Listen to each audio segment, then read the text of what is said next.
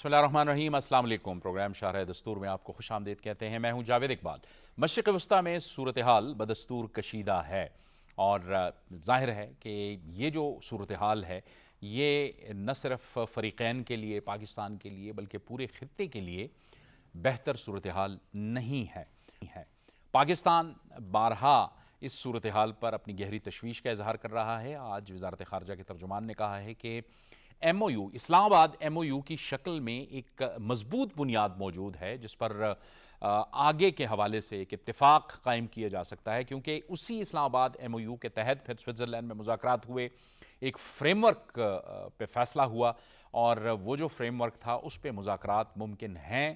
پاکستان اس بات پر زور دیتا ہے کہ امریکہ اور ایران دونوں ہر صورت میں کشیدگی کو کم کریں، تصادم سے گریز کریں، اور جو معاملات ہیں وہ سفارتی طریقے سے مذاکرات کے ذریعے سے آگے بڑھائیں، کیونکہ آبنائے ہرمز کو لے کے جس طرح سے ایران نے سعودی اور قطری ٹینکرز کو نشانہ بنایا، اس کے بعد پھر امریکہ نے یہ کہہ کر کہ اس ایران نے جو ایک مفاہمت ہوئی تھی اس کی خلاف ورزی کی ہے، انہوں نے ایران پر حملہ کیا، پھر ایران نے رد عمل دکھایا، پھر امریکہ نے حملہ کیا اور ایران پھر رد عمل دکھا رہا ہے، اور ظاہر ہے خلیجی ممالک میں پھر جو تنصیبات ہیں، امریکی تنصیبات ہیں، ان کو وہ نشانہ بناتا ہے۔ لیکن یہ وہ صورتحال ہے جو ہم نے پہلے بھی جو 40 روزہ جنگ تھی اس میں دیکھی تھی، اور بڑی مشکل سے پاکستان نے بطور ثالث امریکہ اور ایران کو آمنے سامنے بٹھایا اور معاملات کو بہتر طریقے سے آگے بڑھایا۔ بعد میں پھر قطر بھی اس میں شامل ہوا، قطر کی بھی ثالثی ہوئی، لیکن جو قطر ٹینکر کے ساتھ واقعہ ہوا ہے، قطری ٹینکر کے ساتھ، اس کے بعد قطر نے بھی ثالثی سے انکار کیا ہے، لیکن پاکستان بدستور ثالث کی حیثیت سے موجود ہے، اور آج بھی پاکستان نے اس عزم کا اعادہ کیا ہے کہ پاکستان دونوں فریقین کو ایک بار پھر مذاکرات کی میز پر لانے کی کوشش بھی کر رہا ہے، اپیل بھی کر رہا ہے کہ وہ تحمل کا مظاہرہ کریں۔ تو پروگرام کے پہلے حصے میں ہم اسی حوالے سے بات کریں گے۔ مہمانوں کا تعارف کروا دوں، تجزیہ کار جو ہمیں جوائن کر رہے ہیں، جواد فیضی ہمارے ساتھ موجود ہیں، ہمارے ساتھ ملک منظور احمد موجود ہیں، نازیہ مصطفیٰ ہیں، بابر گورسی ہیں۔ آپ سب کو خوش آمدید کہتے ہیں اس گفتگو میں، لیکن گفتگو کا ہم آغاز کریں گے عرب امور کے ماہر جناب منصور جعفر ہمارے ساتھ موجود ہیں۔ منصور جعفر صاحب، بہت شکریہ آپ نے ہمیں جوائن کیا۔ منصور جعفر صاحب، یقیناً تشویشناک صورتحال ہے، کیا کہیے گا؟ ایران کی ضد آڑے آ رہی ہے یا امریکہ کی ایروگنس آڑے آ رہی ہے؟ صورتحال ایک بار پھر کشیدہ ہو گئی ہے، اور یہ ظاہر ہے کسی بھی طور سے اس خطے کے لیے یہ بہتر صورتحال نہیں ہے۔ جی بہت شکریہ جی۔ جہاں تک تو اس تشویشناک صورتحال کا تعلق ہے، تو میں سمجھتا ہوں اس میں دونوں فریق جو ہیں وہ کسی نہ کسی درجے میں وہ اپنے اس موقف سے، اور خاص طور پہ مفاہمتی یادداشت جو ہے اس میں جو ایگریڈ پوائنٹ ہے اس سے انہوں نے ڈیویٹ کیا ہے۔ یہی وجہ ہے کہ یہ آپ کو اس وقت جو موجودہ جنگ ہے اس کے اندر ایک فلیئر اپ دیکھنے کو مل رہا ہے، اور خاص طور پہ اس میں جو اس وقت بنیاد بنا ہے اس پورے قضیے کی، وہ اس وقت آبنائے ہرمز کے حوالے سے جو ایران کا ایک موقف ہے، تھوڑا سا میں کہوں گا کہ اوور کانفیڈنس کا شکار ہوتے ہوئے، کہ جو ایک اظہار یکجہتی ان کے ساتھ اس جنازے کے موقع میں دیکھنے کو ملا۔ دنیا بھر سے لوگ آئے، خاص طور پہ ان ملکوں سے بھی لوگ آئے کہ جن کو اس وقت ایران نے جو ہے اپنے نشانے میں رکھا ہوا ہے، تو یہ ان کا بڑا پن تھا۔ تو میں سمجھتا ہوں کہ اس وقت چیزوں کو بڑا پھونک پھونک کر قدم رکھنے کی ضرورت ہے، بالخصوص آبنائے ہرمز کے بارے میں جو بیانات ڈونلڈ ٹرمپ صاحب دیتے ہیں وہ اپنی جگہ محل نظر ہیں۔ وہ کبھی یہاں ٹیرف لگانے کی باتیں کرتے ہیں، کبھی ٹیکس وصول کرنے کی باتیں کرتے ہیں۔ ایسے میں پھر ایران جو ہے وہ رد عمل کے طور پہ اس سے بڑا نیریٹو بلڈ کرتا ہے۔ بعض اوقات وہ زمینی طور پہ اس نوعیت کی ایکٹیویٹیز کر گزرتا ہے کہ جو بعد میں خود اس کے لیے وبال جان بن جاتی ہیں، جو جس طرح اس وقت بن چکی ہیں۔ تو ایران سے اس کے جغرافیہ امریکہ نہیں چھین سکتا، یہ بات طے شدہ ہے، اور ایران کو اس بات کا یقین ہونا چاہیے۔ آنے والے دنوں میں اس آبنائے ہرمز کے کنٹرول کے حوالے سے جو بھی کوئی میکانزم بنتا ہے، وہ عمان کے مشورے سے ہو، بین الاقوامی کنسورشیم بنے، وہ ایران کی مرضی کے بغیر نہیں بنے گا، یہ بات بھی طے شدہ ہے۔ تو لہٰذا اس موقع پہ ایران کی توجہ میں سمجھتا ہوں وہ جو داخلی طور پہ ان کی اپنی گریونسز ہیں، جو اکنامک سے ریلیٹڈ ہیں، جو معیشت سے ریلیٹڈ ہیں، اور خاص طور پہ ان کے وہ چیزیں جس کی وجہ سے انہیں عالمی تنہائی کا شکار کیا گیا، انہیں بینکنگ سسٹم سے نکال دیا گیا ہے، خود ان کے تیل کی فروخت پر پابندیاں ہیں۔ اس وقت ایران کو اپنی وہ جو داخلی میں سمجھتا ہوں اس وقت جو مسائل ہیں جو معیشت سے ریلیٹڈ ہیں اس پر توجہ دیتے ہوئے کوشش کرنی چاہیے میکسیمملی کہ جتنا زیادہ گین کر سکے इस मुद्दत के दौरान 60 दिनों के दौरान कितने जहाज गुजर जाएंगे कि जिससे ईरान की कोई सॉवरेनिटी खराब हो जाएगी, कितने उनको माली तौर पर नुकसान हो जाएगा अगर वो उससे टैक्स नहीं लेते हैं। तो इस मौके को मैं समझता हूँ एक आजमाइश के तौर पर देखा जाए। ये 60 दिन जो है गुजर जाएंगे और इसके बाद का जो मरहला है उस पर नजर रखनी चाहिए। और खासतौर पे इस मरहले पे अगर जंगों की बिलखुसूस इस जंग को जिस तरीके से हॉरिजेंटली फैलाने वाली पॉलिसी ईरान ने अख्तियार की है, देखिए अमेरिका जो है इसमें कोई शक नहीं है, बड़ी ताकत है अस्करी तौर पे, सियासी तौर पे। उनके अजाइम भी रीजन के हवाले से हो सकते हैं और उसका इजहार आपको इस पूरे खत्ते के अंदर बिल्कुल डॉट्स की शक्ल में उनकी जो मुख्तलिफ इंस्टॉलेशन हैं, उनकी जो बेसिस हैं, उससे देखने को मिलता है। और ये यकीनन एक बाहमी एग्रीमेंट के तहत अमेरिका वहां मौजूद है, ये कोई अमेरिका वहां एक काबिज कुव्वत के तौर पर मौजूद नहीं है। यानी मंसूर और साहब, खासतौर पे आपके कहने का मतलब यह है कि एक तो एक्सट्रीम एहतियात का मुजाहरा ईरान को करना चाहिए था। क्या हो जाता कि अगर वो जहाज़ जो सऊदी टैंकर था, जो कतरी टैंकर था, वो ओमान के रास्ते से होते हुए वो जा रहे थे, क्या इसमें एहतियात नहीं ली जा सकती थी कि एक बार फिर यानी एक अच्छा बना हुआ एक मोड मुज़ाकरात का एक माहौल उसको मुतासर कर दिया गया। और जैसे कि आपने ख़ुद भी फरमाया कि इतने बड़े डेलीगेशंस आए, जो रूहानी पेशवा थे उनकी तदफीन के हवाले से अच्छा जेस्चर दिया खलीजी ममालिक ने, सऊदी अरब के आए, कतर के आए, बाकी जो खलीजी ममालिक थे उनके आए, और फिर कतरी टैंकर को ही आपने निशाना बना दिया। देखिए इसमें जो मैं समझता हूँ उनकी तरफ से थोड़ी सी सहम हुई है, जैसे कहना चाहिए वो थोड़ा सा मिसकैलकुलेट कर गए सूरत हाल को। देखिए उस मफाहमती याददाश्त में एक मैकेनिज्म भी इवॉल्व किया गया था, खासतौर पे जो डे टू डे चीजें हैं इसके हवाले से शिकायत के लिए एक हॉटलाइन भी कायम की गई है। अगर ईरान को शिकायत थी कि कुछ ऐसे टैंकर गुजर रहे हैं जो उनके मुतय्यन करदा रूट को फॉलो नहीं कर रहे हैं, तो उस हॉटलाइन को एक्सप्लॉइट करना चाहिए था। वो चीजें डॉक्यूमेंट पर आती ताकि पता चलता कौन सा मुल्क जो है उसको वायलेट कर रहा है और उसको कैसे दोबारा से ट्रैक पर लाना है। अगर आप खुद एक रास्ते काम कर लेंगे तो फिर उसका रद्द-ए-अमल दूसरी तरफ से यकीनन आता है, और वो रद्द-ए-अमल बाज़ औक़ात नहीं बल्कि अक्सर औक़ात डिस्प्रपोर्शनेट होता है, बेमहाबा ताकत का इस्तेमाल होता है, और फिर उसके बाद जो सिलसिला देखा है वो हम सबके सामने है। इसी तरीके से कतरी तो मालूम होना चाहिए कि इस पूरे सालिसी के अमल में बहुत ज़्यादा फैसिलिटेट कर रहे थे, और बिलखुसूस इस वक़्त जो ईरान के जो असासा जात मुंजमद है, उसमें जो एक बड़ा चंक है तकरीबन $6 बिलियन के करीब, वो खुद कतरी बैंकों के अंदर मौजूद है। तो लिहाजा कतर को तो मैं समझता हूँ इस मामले में बिल्कुल एक रिलैक्सेशन वाला, जैसे पाकिस्तान को एक वॉकओवर मिलना चाहिए इस पूरे कज़िये में। पाकिस्तान तो यकीनन डे 1 से इस पूरे जो मफाहमती याददाश्त है उसका शिक वाइज पहरा दे रहा है। बिल्कुल उसी तरीके से जैसे तहरीक पाकिस्तान के दिनों में जो एक मुतालबा पेश किया गया था, जो कायद-ए-आज़म के 14 नकात से मशहूर हुआ था उस नाम से, उसका जिस तरीके से पहरा किया गया जो डिमांड्स, तो पाकिस्तान तो आज चाहता है कि उसकी एक-एक शिक पर अमल हो, और पाकिस्तान ने जितनी मेहनत से वो शिकें उनकी ड्राफ्टिंग जो है और उस पे फरीकैन का एग्रीमेंट हासिल किया है, ये पाकिस्तान ही जानता है। या आने वाले दिनों में जब कोई डिप्लोमेसी की इस रीजन की या दुनिया की तारीख लिखी जाएगी, तो उसमें फिर इस बात का इजहार मिलेगा आपको कि पाकिस्तान ने किन-किन चीज़ों को किस एंगल से जो है वो अकोमोडेट करने की कोशिश की, ताकि फरीकैन का एतमाद हो सके और वो किसी तरीके से इस पर अपने दस्तखत ज़ब्त करें, ताकि आगे जो टेक्निकल नौइयत के मुज़ाकरात और दीगर चीज़ें जो हैं वो शुरू की जा सकें। तो मंसूर कम साहब, से कम इस वक़्त जी जी जी जी जी जी, जी फरमाइए, आप जुमला पूरा कीजिए। बिलखुसूस जी, बिलखुसूस इस सूरत हाल में जो यहाँ पे इस पे पैदा हो गई है, क्योंकि उसमें देखिए जंग जो है वो सिर्फ खलीज तक नहीं रहेगी, अब वो खलीज से आगे भी बहरा अमर के किनारे यमन तक जा पहुंची है। और वहां पे जो एक कार्रवाई देखने को मिली है, वहां से खासतौर पे जो हूसियों की तरफ से एक रद्द-ए-अमल सऊदी अरब पर दाग दिया गया है, वो एक अनकॉल्ड फॉर है, बिल्कुल उसी तरीके से जिस तरह ईरान की तरफ से एक जो कार्रवाई की गई उन टैंकर्स को निशाना बनाने के हवाले से। तो अब ऐसे में यकीनन उंगलियां ईरान की तरफ उठ रही हैं कि वो लोग ईरान की हमायत याफ्ता हैं, ईरान की ही पॉलिटिकल एंड डिप्लोमेटिक सपोर्ट उनके हिस्से में है।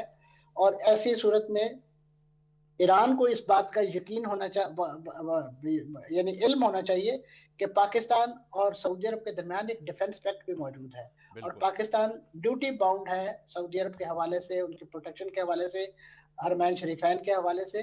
तो ऐसी सूरत में पाकिस्तान बीइंग सालिस कितनी कॉम्प्रोमाइजिंग पोजीशन में आ सकता है या उसको लाया जा सकता है। तो ईरान को इन तमाम नज़ाकतों का ख्याल रखना चाहिए। ठीक। ताकत का जो मसल फ्लेक्सिंग का एक लेवल होता है, और खासतौर पे जब आप चादर देखकर पाँव नहीं फैलाते हैं, तो फिर बाज़ औक़ात आपके लिए ऐसे मसाइल पैदा होते हैं मंसूर कि साहब, जिसमें ये आप जेडी फिर जेडी वेंस के हवाले से भी, उनके इंटरव्यू के हवाले से भी कुछ बातें सामने आई। एक तो उन्होंने ये कहा कि एक तो हुकूमतें तब्दील करने के हवाले से फ़ौजें भेजने का वक्त ख़त्म हो गया। गोया वो इशारा भी कर रहे हैं कि कोई एस्केलेशन नहीं है, जैसे यहाँ बात हो रही थी कि शायद बूट्स ऑन ग्राउंड आएँ।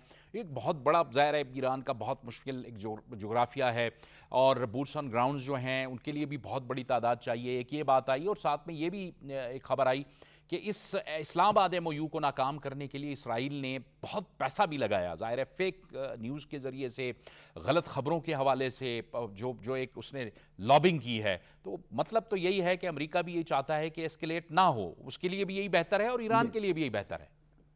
जी बिल्कुल, आपने दुरुस्त इशारा किया। जेडे वैंस साहब ने खास तौर पे इस बात का दो टोक अल्फाज में इजहार किया है कि जो इसराइल है वो इस जंग को तूल देना चाहता है, क्योंकि इसराइल के जो मौजूदा क़यादत है उसके जो सियासी मकासद है उसको ये जंग सूट करती है। किसी तरीके से वो मुआवजे से बचे रहें जब तक इंतखाब का मरहला नहीं आता। ऐसे मौके पे यकीनन उन्होंने ये बात बड़े क्लियरली बताई है कि हम कोई बूट्स ऑन ग्राउंड के हवाले से कोई चीज़ हमारे ज़ेरे गौर नहीं है, और इस नौइयत की बातें इसराइली के मीडिया के ज़रिए फैलाई जा रही हैं और बेबुनियाद प्रोपेगेंडे के ज़रिए फैलाई जा रही हैं, ताकि किसी तरीके से, और फिर बिल्कुल उन्हीं बुनियादों पे इसराइल के ही कुछ हलके जो है वो खुद ईरान के अंदर भी जो दाखिली तौर पे उनका, आप कह सकते हैं, तनाज़ा है बकौल उन खबरों के कि जिसमें इस वक्त जो वहाँ पे जो पासदारान इनकलाब है, जो सियासी क़यादत है, उसके दरमियान रिफ्ट की बातें की जाती है। ये बुनियादी तौर पे एक पुराना एजेंडा है वेस्ट का और मगरब का, इस्तेमार का, कि डिवाइड एंड रूल, के आप दाखिली तौर पर उन्हें तकसीम करें, बाहम लड़ा दें और उसके बाद उनको कमज़ोर करके उन पर एक ही वार करें और उसके बाद उनको अपने कब्जे में ले लें। अगरचे इस वक्त जेडी वैंस साहब ने बता दिया है कि ये फार्मूला अब शायद उनके लिए कारगर ना हो। खास तौर पे जब रिसेंट मुलाकात हुई है इराकी वज़ीर आज़म की डोनाल्ड ट्रंप साहब के साथ, उसमें जो हैंड शेक और उस नौइयत में जो बातें हुई है उसमें खास तौर पे जब डोनाल्ड ट्रंप साहब ने ये फरमाया कि ईरान जो इराक फौज भेजने के हवाले से मैंने माजी की जो क़यादत थी उसको बड़ा सख्त कहा था, तो इस वक्त हम वहाँ फौज रखने का हमारा कोई जवाज़ नहीं है। अमेरिका तो खुद जहाँ जहाँ बूट्स ऑन ग्राउंड रखे हुए हैं उन्होंने पूरे गल्फ के अंदर, वो तो इन हमलों के दौरान, इस जंग के दौरान वो बूट्स ऑन ग्राउंड भी भाग जाते हैं, वो भी होटलों में और सिविल मकानात में पनाह लेने पर मजबूर हो जाते हैं, क्योंकि जंग की हौलनाकी और खासतौर पर इस खित्ते की जो आप कह लीजिए पूरी हिस्ट्री है वो बड़ी ही वॉलेटाइल किस्म की है, और उसमें बिल्कुल रद्द-ए-अमल जो ईरान की तरफ से या ओवरऑल जो स्टेक होल्डर है उनकी तरफ से देखने को मिलता है, उसमें फिर बूट्स ऑन ग्राउंड यहाँ पे ज्यादा देर सस्टेन नहीं कर सकते हैं। और अब इस जंग का जो बजट है तकरीबन $100 बिलियन की बात की जा रही है, उससे क्रॉस कर गया है। अब और कितना टैक्स पेयर मनी जो है अमेरिका सिर्फ डोनाल्ड ट्रंप साहब की खुशनुदी के लिए या उनका वो एजेंडा के जिसके जरिए वो इस वक्त जो अपना सोशल ट्रूथ की जो एक लिहाज से गेम खेलते हैं और उसके नतीजे में स्टॉक मार्केट को भी रेगुलेट करते हैं, कंट्रोल करते हैं, और फिर इसी तरीके से कुछ उनके जो दोस्त अहबाब है वो पूरे का पूरा उस मंजरनामे से बड़ा फायदा उठाते हैं कि जैसे उनकी स्पीड जाती है कीमतें गिर जाती हैं, जैसे ही वो बढ़ती हैं तो वो खरीद लेते हैं, बेच देते हैं। तो ये भी एक, अब अमेरिका के अवाम को भी ये तमाम पॉलिसियां या उसका तरीकाकार, लेकिन अभी तक क्योंकि इस नई जंग के नतीजे में तेल की जो कीमत बढ़ी है उसके असरात दुनिया पे उस हद तक नाफिज नहीं हुए। बिल्कुल अमेरिका में तेल की, गैस की कीमतें नहीं बढ़ी हैं, लेकिन जब वहां पे उसकी हिद्दत और शिद्दत पहुंचेगी तो फिर डोनाल्ड ट्रंप साहब उसी तरीके से जैसे वो 18 जून को मजबूर हुए थे इस मफाहमती यादाश्त पर दस्तखत करने के लिए, क्योंकि ये वो जमीनी हकायक थे कि जिसके नतीजे में अमेरिका पर ये दबाव आया कि वो इस मायदे के लिए मजबूर हुआ। बाकी ईरान की तरफ से जो मामला है वो तो यकीनन सबके सामने है कि ईरान इस पोजीशन में क्यों आया और कौन से ऐसे हालात थे, उसमें पाकिस्तान का क्या किरदार था, कतर का क्या किरदार था, तुर्की का, तो ये वो तमाम चीजें हैं कि मैं समझता हूँ इस वक्त मामलात को सुधारने के लिए इन पर नजर रखने की जरूरत है। बहुत बहुत शुक्रिया मंसूर जाफर साहब आपका, आप हमारे से शामिल थे। स्टूडियो की तरफ आते हैं जवाद फैजी, जितना जल्दी मुमकिन हो सके मुज़ाकरात की तरफ आना है दोनों फरीकों के, तभी खित्ता जो है वो अगले तसादुम से बच सकता है।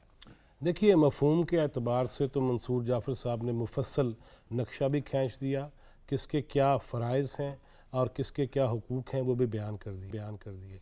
इसमें ख़ास तौर पे जो उन्होंने एक बात की ना कि पाकिस्तान, और ख़ास तौर पे जावेद इकबाल साहब जहन में पूरी दुनिया को भी रखना है कि जब नो फ्लाई जोन्स थे और जब तैयारे उड़ाने नहीं भर रहे थे और जब सियाहत हो या जिस भी एतबार से देख लें कोई ट्रैवलिंग नहीं हो रही थी बाई एयर, तब हमारे फील्ड मार्शल वो ईरान जाते हैं उस जंगी माहौल में कि जिसकी क़यादत के पीछे मिज़ाइल चल रहे थे और रहबर आला भी शहीद हो जाते हैं। फिर हमने देखा कि हमारे वज़ीर आज़म और नायब वज़ीर आज़म, वज़ीर इत्तलात, वो सऊदी अरब पहुँचते हैं, तुर्की पहुँचते हैं, कतर पहुँचते हैं, और वो भी इसी मसले पे कि किसी भी तरीके से फ़रीक़ैन को बिठाया जाए, रज़ामंद किया जाए और अपनी कोशिशें भी सामने लेके आए, ख्वाहिशें भी सामने लेके आए, और जो कि हमने देखी उसका फल भी हमें बड़ा करीब नज़र आया। मगर उसके बाद मंसूर जाफ़र ने एक और बात कही ना कि ज़िम्मेदारी किसकी बढ़ जाती है। देखिए, वेस्ट की साजिशों का तो हम शुरू से पढ़ते भी आ रहे हैं, सुनते भी आ रहे हैं, लिखते भी आ रहे हैं। इस मौका पर आप यस्टरडे गुज़िश्ता रोज़ देखिएगा कि आपको अम्मान के वज़ीर ख़ारजा का एक बयान नज़र आएगा जिसमें उनका ये कहना था कि इसराइल वो साजिशें करता है और शरारतें करता है, दोनों लफ्ज़ उन्होंने इस्तेमाल किए, और वो ऐसी हरकतें करता है कि अमेरिका फिर से उनके बहकावे में आ जाता है और कहने में आ जाता है। इसी तरह जेडी वैंस का भी जिक्र हो गया कि ख़ास तौर पर अमेरिका के अंदर इतनी भारी रकम का जो है वो इस्तेमाल कि किसी तरीके से अज़हान बनाए जाएँ, किसी तरीके से जो है वो जहन साजी की जाए कि ईरान ही सब चीज़ों का बायस है और वही ज़िम्मेदार है। ये सारा तो ठीक नहीं, लेकिन बहरहाल इस मौका पर ईरान को ये समझना चाहिए, जिस तरह आपने ऑन बूट्स की बात की और ग्राउंड पे बूट्स वो तो नहीं आते, ना तो अमेरिका के अंदर इतनी लाशें गई हैं, लेकिन मसला सिर्फ ये है कि जब वो हमला आवर होता है ईरान पे, ईरान हमला आवर होता है उन कैंप्स के ऊपर जो मिडल ईस्ट के अंदर हैं, खलीज के अंदर हैं, और फिर उससे जो उम्मत मुस्लिमा और मुस्लिम ममालिक हैं इनकी खलीज बढ़ती चली जाती है। लिहाजा इन सारी चीज़ों में ईरान की, मैं समझता हूँ वो सही कह रहे थे कि जिम्मेदारी बढ़ जाती है। उसकी वजह यह है कि वो तो शरारतें करेगा, मर्गबर अमेरिका, मर्गबर इसराइल, तो आप शुरू से कहते हैं। जवाद फैज़ साहब, एक ब्रेक का वक्त हो रहा है, ब्रेक का वक्त को आगे बढ़ाते हैं, लेकिन एक ब्रेक लेंगे, ब्रेक के बाद प्रोग्राम जारी रहेगा।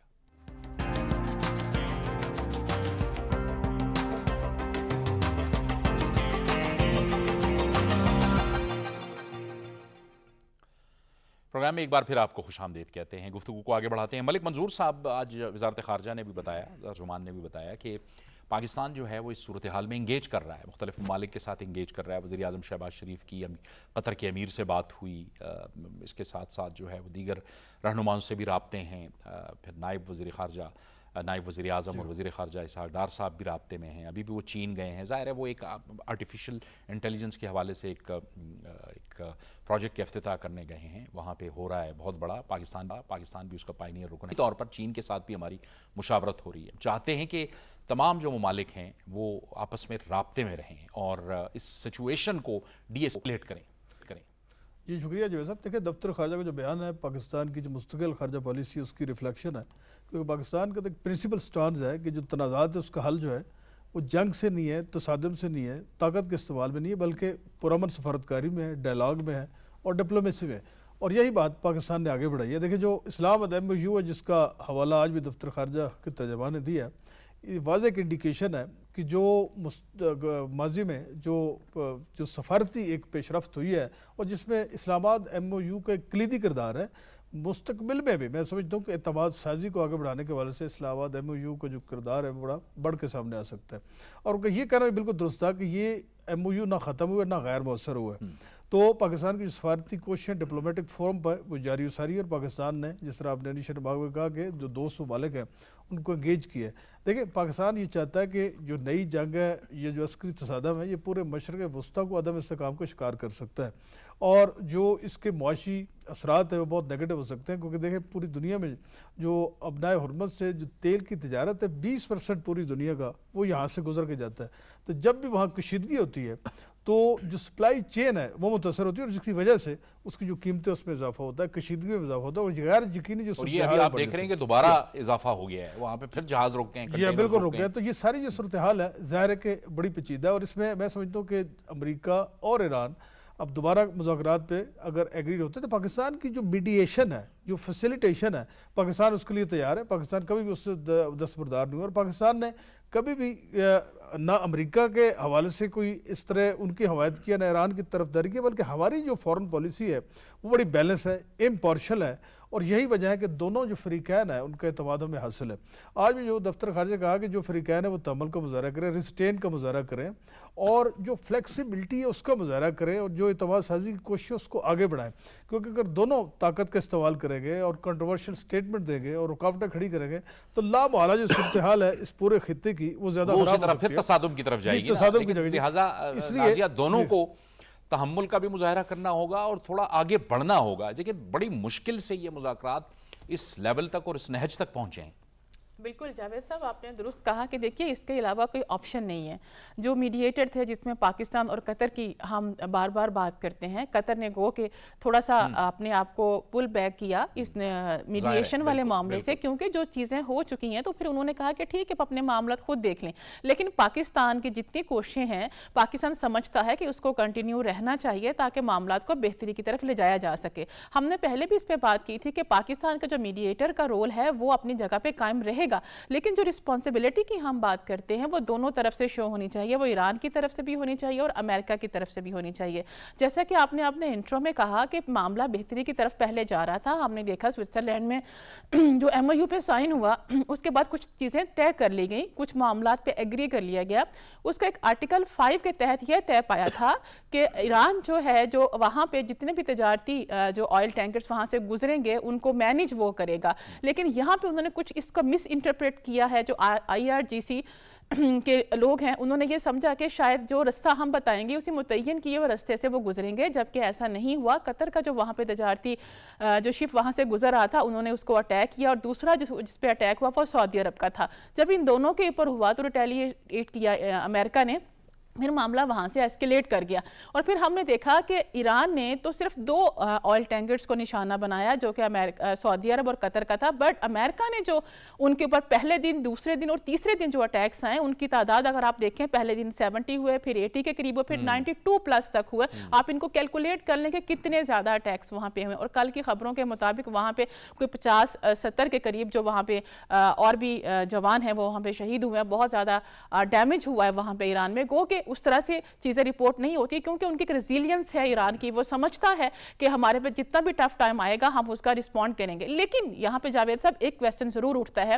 جب دیکھیے قطر نے, آپ نے خود کہا کہ ان کے قطر کے پاس ان کے 10 بلینز تک یا 6 بلینز تک ان کے پڑے ہوئے ہیں ان کے جو اکاؤنٹس میں جو اماؤنٹ ہے, اور وہ ٹرانسفر ہونا بھی شروع ہو گئی تھی. عباس عراقچی صاحب کی یہ ٹویٹ ابھی بھی ریکارڈ پہ موجود ہے جب انہوں نے یہ کہا تھا کہ سوئٹزرلینڈ ایم او یو کے بعد جو تھا معاملات بہتری کی طرف جا رہے ہیں, ہمارے کچھ فرنٹس ریلیز ہونا شروع ہو گئے ہیں. اور پھر امریکہ کی جانب سے ایران کو یہ کہا گیا کہ آپ آئل کو وہ ٹریڈ کر سکتے ہیں, اور ان 6-7 دنوں میں $1 بلین کا ایران نے جو اپنا ٹریڈ ہے اس کا آئل کا وہ اب دوبارہ ناکہ بندی ہو گئی, وہ دوبارہ ناکہ بندی ہوگی. لیکن معاملہ دیکھیے جاوید صاحب خراب کیوں ہوئے. اگر آپ تھوڑے جو اپنے صبر کی بات کی, تحمل کی بات کی, برداشت کی بات کی, وہ یہی تھا کہ ایران اگر اس ٹائم, ابھی خامنائی صاحب کا وہ جنازے سے آئی تھنک 1 دن پہلے کی بات ہے جب یہ اٹیک ہوا تھا, اگر اس ٹائم تھوڑا صبر و تحمل کا مظاہرہ کر لیتا تو معاملات اتنے ایسکیلیشن کی طرف نہ جاتے, اور جو 60 دن کا ٹائم تھا وہ آہستہ آہستہ پورا ہو جاتا, اور جو کمیٹیز تشکیل دی گئی تھی باقی معاملات کو طے کرنے کے لیے تو وہ اپنا کام کسی نہ کسی نتیجے پہ وہ پہنچ جاتی. ظاہر ہے 60 روز کا ٹائم تھا اس میں. لیکن بابر,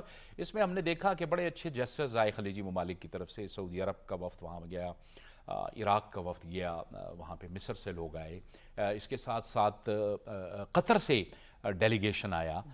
یہ ایک موقع تھا کہ دوبارہ سے جو خلیجی ممالک تھے وہ ایران کے قریب آ رہے تھے, اور کچھ مس انڈرسٹینڈنگ جو تھیں اور جو ایران کی جانب سے جو اٹیکس کیے گئے تھے امریکی تنصیبات پر, اس کا ایک طرح سے ایک اچھے پرامن حل کی طرف معاملات آگے بڑھ رہے تھے. لیکن اچانک سے پھر ایک ظاہر ایک ایسی سچویشن پیدا ہو گئی کہ خلیجی ممالک پھر دور جا رہے ہیں, ایک بار پھر ایران سے دور جائیں گے, اور پاکستان کی تھرو آؤٹ اس میڈییشن یہ کوشش رہی ہے کہ ایسا نہ ہو. بالکل جاوید صاحب, جو آپ نے بات کی ہے کہ بڑے عرصے کے بعد ایسا ہوا تھا کہ جو خلیجی ممالک ہیں وہ ایران کے قریب آ گئے تھے, اور ایران کے لیے بہت بڑی اپرچونٹی تھی کہ یہ تمام خلیجی ممالک جو اکنامکلی بھی اسٹرانگ ہیں, ویسے بھی اگر آپ دیکھیں اسٹریٹجیکلی بھی اور ہر لحاظ سے, لیکن آپ دیکھیں کہ جو ایران ہے وہاں پہ لیڈرشپ کا جو مجھے لگتا ہے کہ فقدان بھی ہے. وہاں پہ ایک آدمی فیصلہ نہیں کر پا رہا, جس کی وجہ سے ان کو آج یہ دن دیکھنا پڑ رہے ہیں. ابھی آپ دیکھیں کہ اگر ایران کی جب ہم امریکہ کی بات کرتے ہیں تو جنگ تو جو ہے وہ ایران کی سرزمین پر ہو رہی ہے, زیادہ نقصان تو ایران کا ہو رہا ہے. دیکھیں امریکنز آتے ہیں اپنا وہ ٹھیک ہے ان کا آپ فائنینشیل لاس کہہ سکتے ہیں.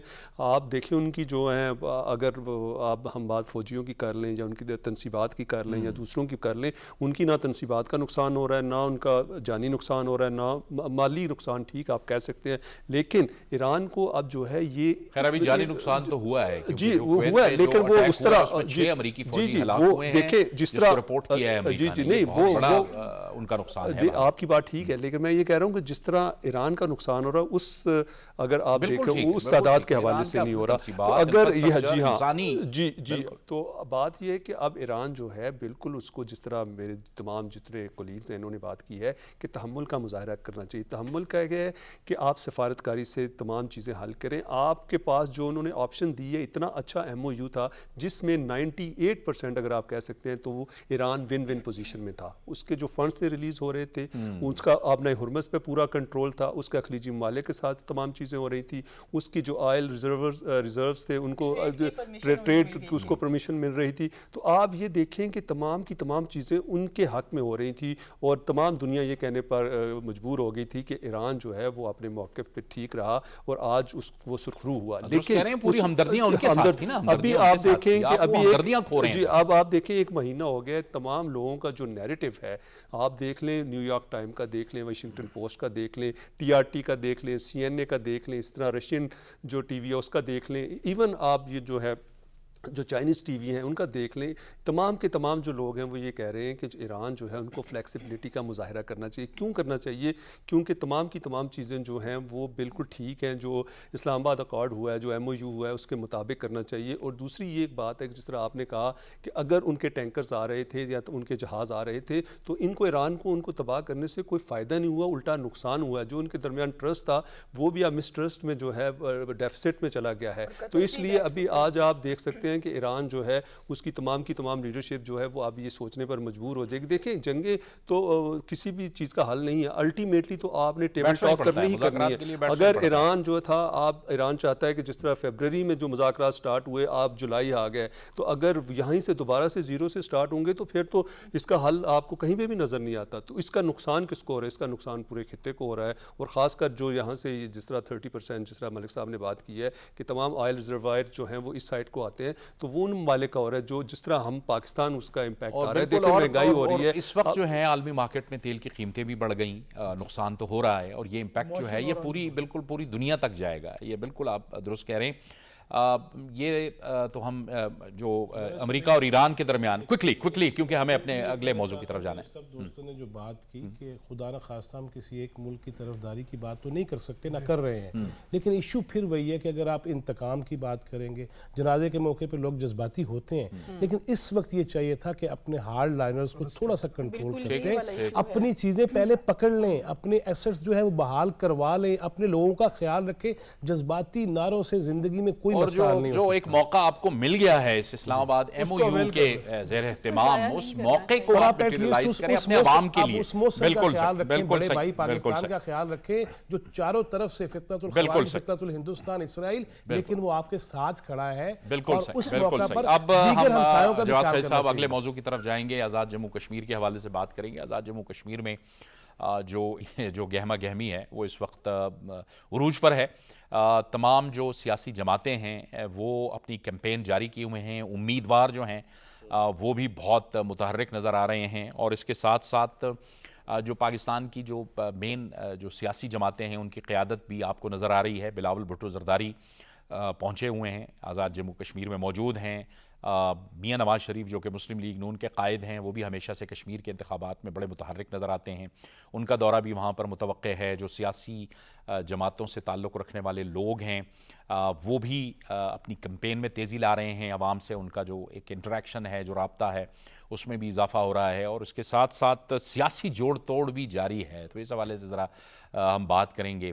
یہ پاکستان کے لیے ایک اچھی خبر ہے کہ گہما گہمی جو ہے وہ اس وقت جاری ہے کشمیر کے اندر. دیکھیے گہما گہمی جمہوریت کا بھی, سیاسی پروسیس کا بھی حسن ہے, اور اس کے اندر یقیناً اکا دکا واقعات بھی ہوتے ہیں جذباتی ہو کے نعرے لگ جاتے ہیں یا دنگا مشتی ہو جاتی ہے, مگر اس کے باوجود یہ خوبصورتی ہے. اور ہم یہ ثابت کر رہے ہیں کہ لاکھ سازشیں ہوں, लाख असलहा पाकिस्तान के अंदर तकसीम करने की कोशिश की जाए, बैरून मुल्क बैठे हुए लोग लाख अफरा तफरी फैलाने की कोशिश करें, मगर उसके बावजूद हम एक नुक्ते पे मुत्तहिद हैं और हमारी तवज्जो मरकूज़ है कि हमने जन्नत नज़ीर कश्मीर और आज़ाद कश्मीर के अंदर जमहूरी प्रोसेस को भी आगे बढ़ाना है।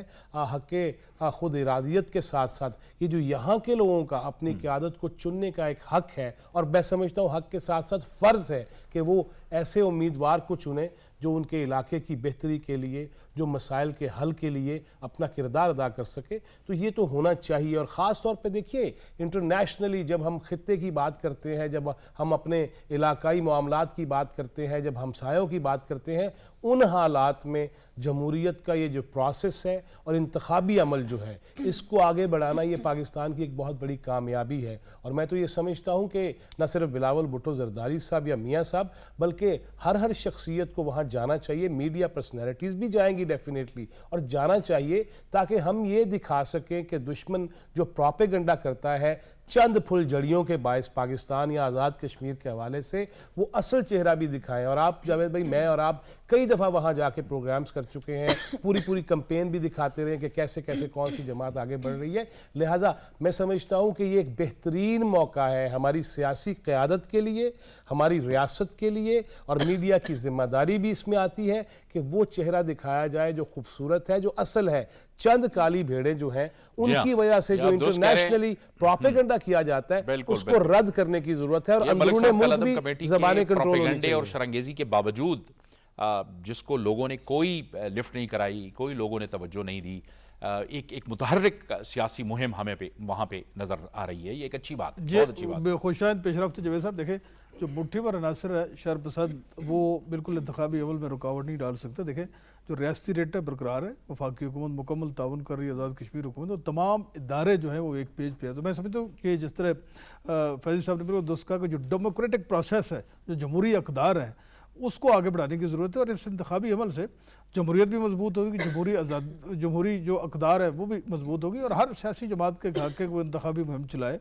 और ज़ाहिर है कि जो कश्मीर की तमीर व तरक्की है, जो मेगा प्रोजेक्ट्स हैं, जो टूरिज़म पोटेंशियल है उस इलाके में, और जो खूबसूरती है और जो इंफ्रास्ट्रक्चर डेवलपमेंट हो सकती है, यकीनी बात है कि तमाम सियासी जमातें अपने इंतखाबी जो उनका मंशूर है उसमें इन चीज़ों को आगे बढ़ाएंगे। और लोगों का जो जोश व खरोश है वो बड़ा काबिल ज़िक्र है, जिस तरह मीडिया रिपोर्ट आ रही है। तो ये जो इलेक्शन है इसके बाद यकीनी बात है कि वहाँ एक नए दौर का आगाज़ होगा, और जो वहाँ इंतखाबी सरगर्मी है उसके हमारी जो कौमी सियासत उस पर भी असरात पड़ते हैं। ज़ाहिर है कि जो आज़ाद कश्मीर का इलेक्शन है वो सिर्फ उस इलेक्शन तक महमूद नहीं, बल्कि जो हमारी बड़ी सियासी जमातें हैं, जो हमारी कौमी सियासत है, उस पर भी इस इंतखाबी अमल का ज़रूर असर पड़ता है।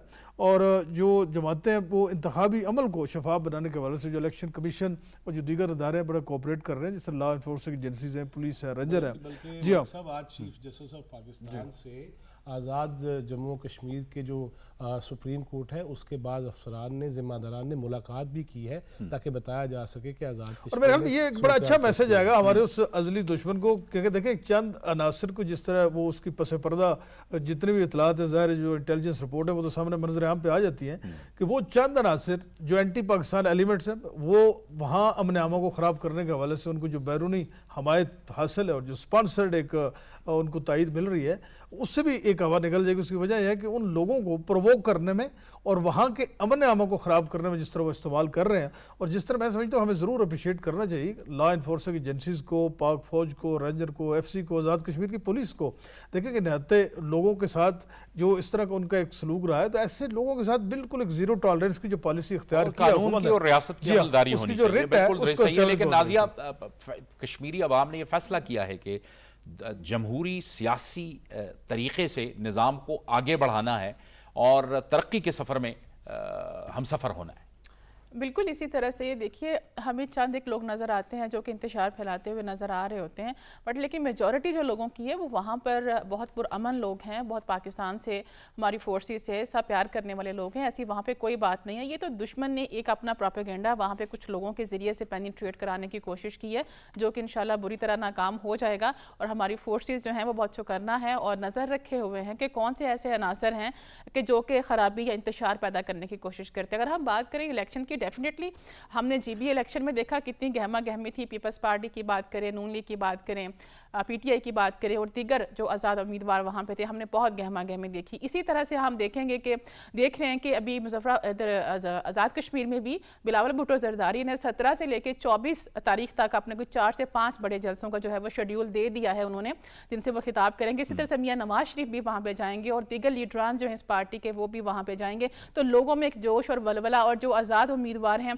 उनके लिए भी एक बहुत ज़बरदस्त चीज़ हो जाएगी जब बड़ी सियासी पार्टीज़ के बड़े लोग वहाँ पे जाएंगे, लीडरान जाएंगे, तो एक गहमा गहमी जो है वो नजर आती है। लेकिन जावेद साहब, यहाँ पे कश्मीर में हम देख रहे हैं 2021 से लेकर 26 तक वहाँ पे 4 वज़ीर आज़म जो हैं वो चेंज हो चुके हैं। इलेक्शन हो जाएगा, वहाँ पे हुकूमत बन जाएगी, लेकिन सबसे बड़ा चैलेंज जो वहाँ पे रहेगा वो यही है स्टेबिलिटी, कि वो जो वज़ीर आज़म बनेंगे, जो गवर्नमेंट बनेगी, वो कितनी देर तक आगे चल पाती है। हमने देखा 2021 से 24 तक के दरमियान में पीटीआई की वहाँ पे हुकूमत रही है, 2-3 उनके वज़ीर आज़म चेंज हुए, फिर उसके बाद अभी पीपल्स पार्टी की वहाँ पे हुकूमत है। लेकिन पीपल्स पार्टी का अगर हम मौक़िफ़ देखें तो उनको लगता है कि शायद जेबी की तरह यहाँ पर भी वो बड़े मार्जिन से वो अपनी हुकूमत बनाने में कामयाब हो जाएंगे। लेकिन नून लीग का भी अगर हम देखें, वहाँ पे बहुत ज़्यादा स्ट्रॉन्ग जो है, कुछ एरियाज़ में उनका भी बहुत ज्यादा स्ट्रॉन्ग वहाँ पे वोट बैंक है, और वो तो मुकाबला जो है हुकूमत में रहे हैं वहाँ पे, बिल्कुल इसी तरह से ही है। अच्छा, हमें इस वक्त टेलीफोन लाइन पे मुजफ्फराबाद से सईदुर रहमान सीनियर सहाफ़ी ज्वाइन कर रहे हैं। सईदुर रहमान सिद्दीकी साहब, बहुत शुक्रिया। आप बताइएगा, आप वहाँ पर मौजूद हैं, क्या जो इलेक्शन है उसकी गहमा गहमी है, क्या सूरत हाल है इस वक्त? जी, आज़ाद कश्मीर में कलअदम करार दी जाने वाली कमेटी ने तो काफ़ी कोशिश की थी कि इलेक्शन अमल पे वो असरअंदाज हो सके और आज़ाद कश्मीर में इलेक्शन का वो माहौल ना बन सके, लेकिन ऐसा हुआ नहीं है। 1255 लोगों ने आज़ाद कश्मीर के मुख्तलिफ हल्कों से कागजात जमा करवाए, जो पिछले 5 साल पहले जो इलेक्शन हुए थे उससे बहुत ज़्यादा। और कुछ जहाँ पे हालात कुछ ख़राब है पिछले अरसे से, वहाँ भी 179 उम्मीदवार मुख्तलिफ सियासी जमातों के जिन्होंने कागजात जमा करवाए हैं।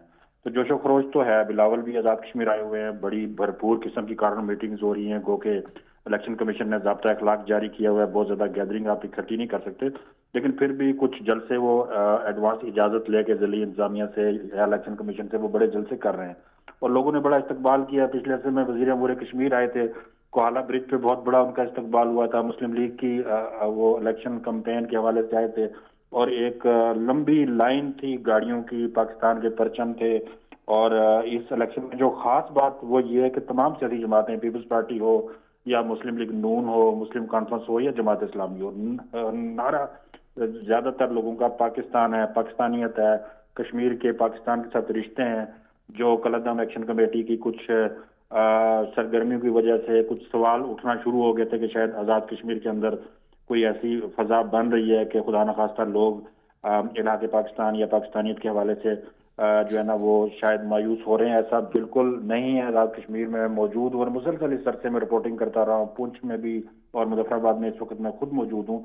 आज़ाद कश्मीर के अंदर कोई एक भी शहरी खुदा न खास्ता हिंदुस्तान का हामी नहीं है और कोई एक भी शहरी ऐसा नहीं जो पाकिस्तान से नफरत करता हो। ठीक है, लोगों के मसाइल हो सकते हैं, शिकायत हो सकती हैं, लेकिन ऐसी फजा जो है ना बिल्कुल नहीं है जो हमारा दुश्मन भारत जो है वो मीडिया के जरिए से आज़ाद। गोया सईदुर रहमान, आप कह रहे हैं कि कश्मीरी अवाम ने प्रोपेगेंडे और शरंगेजी और इंतशार को मुस्तरद कर दिया है और वो एक जमहूरी सियासी अमल के जरिए से आगे बढ़ना चाहते हैं, जो यकीनी तौर पर जो हमेशा से ऐसा ही रहा है।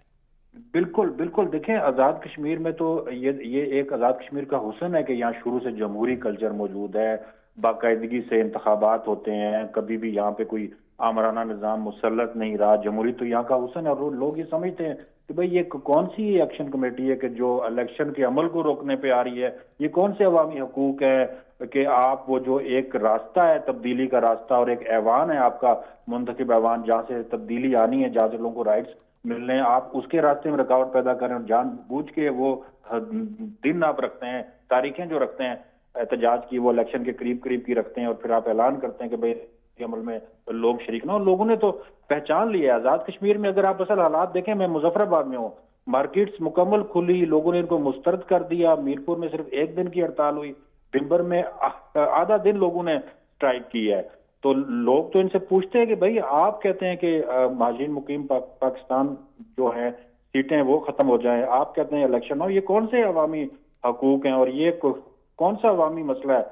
तो ये बुरी तरह एक्सपोज हो गए हैं। आज़ाद कश्मीर में जमहूरी पूरी रूह के साथ उस पे काम हो रहा है, लोगों की दिलचस्पियां हैं, लोग अपनी सियासी जमातों की मुहिमात चला रहे हैं। यहाँ पे जगह जगह पे इलेक्शन ऑफिस खुले हुए हैं, रैलीज हैं और एक्टिविटीज तो बड़े भरपूर अंदाज में हो रही है। और अल्हम्दुलिल्लाह पूरे अज़ाद स्वाइब पुंछ के बिल्कुल अमन है, कोई ऐसा नाखुशगवार वाकया भी इस पूरे अरसे में नहीं हुआ। और मुझे उम्मीद है कि लोगों की पार्टिसिपेशन इस दफा गुज़िश्ता इलेक्शन से ज्यादा होगी। बहुत बहुत अच्छी बात आपने बताई है। बहुत बहुत शुक्रिया सईदुर रहमान सिद्दीकी साहब आपका। बाबर, अब ये जो गिलगित बल्तिस्तान में इंतखाबात हुए थे तो उसमें हमने देखा कि इंतखाबात के बाद भी फिर वहाँ बड़ा जोड़ तोड़ हुआ और बड़े ज़ाहिर है पीपल्स पार्टी और मुस्लिम लीग नून आमने सामने आए, बड़ी ज़ाहिर है वहाँ पे जोड़ तोड़ हुई। और बाद में फिर बहरहाल बिलावल भुट्टो जरदारी ने मियां नवाज शरीफ साहब और वज़ीर आज़म का शुक्रिया भी अदा किया। तो आपको लगता है कि यहाँ भी कोई ऐसा ही हल्ला गुल्ला होगा, क्योंकि सियासी जमातें तो ज़ाहिर है इत्तेहादी भी होती हैं लेकिन आमने सामने तो आ जाती हैं। जी देखें, जो जब इलेक्शन का प्रोसेस होता है तो उस वक्त तो देखें अपना मंशूर होता है, उसके मुताबिक आपने चलना होता है, कैंपेन भी करनी होती है। इससे पहले भी आपने देखा है कि जब 2024 में इलेक्शन हुआ तो उससे PDM का हिस्सा थे मौलाना फजलुर रहमान भी, इसी तरह आपने देखा ये पाकिस्तान पीपल्स पार्टी भी और दूसरी जमातें। लेकिन उसके बाद आपने देखा उनके अपने मंशूर आ गए, उनके अपने बयानिए आ गए। तो आज़ाद कश्मीर में भी ऐसे, आज़ाद कश्मीर में देखें बिलावल भुट्टो जरदारी जो है पाकिस्तान पीपल्स पार्टी जो है वो वहाँ पे मौजूद हैं। और इसके साथ साथ जिस तरह कहा जा रहा है कि मियां नवाज शरीफ भी वहाँ पे जाएंगे। इस तरह जमात इस्लामी मुस्लिम कॉन्फ्रेंस जो है वो काफ़ी बड़े बड़े जलसे कर रही है। इस तरह IPP जो है इस्तेहकाम पाकिस्तान पार्टी जो है सरदार तनवीर जो उनके फॉर्मर प्राइम मिनिस्टर भी हैं वो भी वहाँ पे हैं। तो इस दफ़ा आपने देखा है कि जो मार्का होने जा रहा है उसमें बहुत से कैंडिडेट्स हैं और जो ये एक डिफरेंट किस्म का इलेक्शन होगा। उसकी बुनियादी वजह ये है कि अब सोशल मीडिया आ चुका है और इसके साथ साथ जो सारी की सारी कैंपेन्स हैं, पहले तो आप डोर टू डोर कैंपेन करते थे, अब मुश्किल भी होती जा रही है, उसके एक्सपेंसेस भी ज़्यादा आते हैं। अब आप जो है ज़्यादा से ज़्यादा इन्हिसार जो है वो मीडिया के ऊपर कर रहे हैं और ख़ासकर सोशल मीडिया, वहीं पे ही आप अपना नैरेटिव बना रहे हैं, आप तमाम चीज़ें दिखा रहे हैं। तो इसलिए ये डिफरेंट होगा। लेकिन जैसे ही इलेक्शन होगा, जो आपका मेन सवाल था, जैसे ही इलेक्शन होगा तो उसमें आप देखिएगा कि पाकिस्तान पीपल्स पार्टी और नून लीग जो है वो मिलकर हुकूमत बनाएंगे। जिस तरह की पार्टी का आपने जिक्र किया, इस्तेहकाम पार्टी ने गिलगित बल्तिस्तान से भी ताकत पकड़ी है। जी, वहाँ पे उनकी सात सीटें हो गई हैं। तो इसलिए ये है कि जो आप देखें 45 जो सीट्स हैं जिनके ऊपर डायरेक्ट इलेक्शंस हो रहे हैं, तो उसमें आप ये देख सकते हैं कि 12 तो महाजरीन की सीटें हैं, उनका रिजल्ट जो है वो डिफरेंट होता है। लेकिन जो असली मार्का है वो तो आज़ाद कश्मीर में होने जा रहा है, जहाँ पे जो भी 21-22 नशिस्तें जीत जाएगी वो अपनी हुकूमत बना लेगी। लेकिन कोलिशन हुकूमत बनती नज़र आ रही है और कोलिशन हुकूमत बनने से फ़ायदा जो है वो आज़ाद कश्मीर के अवाम को होगा। उसकी बुनियादी वजह ये होगी कि तमाम के तमाम जो मेंबर्स हैं वहाँ पे उनको वहाँ पे जी हाँ दानिश जी हाँ, उससे उनको जो है वहाँ के हल्कों को जो रहने वाले लोग हैं उनको फ़ायदा होगा। इसमें एक और चीज़ है कि इस्तेहकाम पाकिस्तान पार्टी को बहरहाल सामने रखिएगा, जिस तरह GB में वो जिस अंदाज में सामने आए हैं, आइंदा जो भी हुकूमत बनेगी उसमें इस्तेहकाम पाकिस्तान पार्टी आपको नज़र आती हुई मुझे तो नज़र आ रही है दूरबीन से। बाकी अल्लाह बेहतर। ठीक है, वो ख़त्म हो गया। बहुत बहुत शुक्रिया जवाद फैज़ी आपका, मलिक मंजूर अहमद, नाजिया मुस्तफ़ा और बाबर गोरसी, आप सबका बहुत बहुत शुक्रिया। जावेद इकबाल को इजाज़त दीजिए। अल्लाह हाफ़िज़।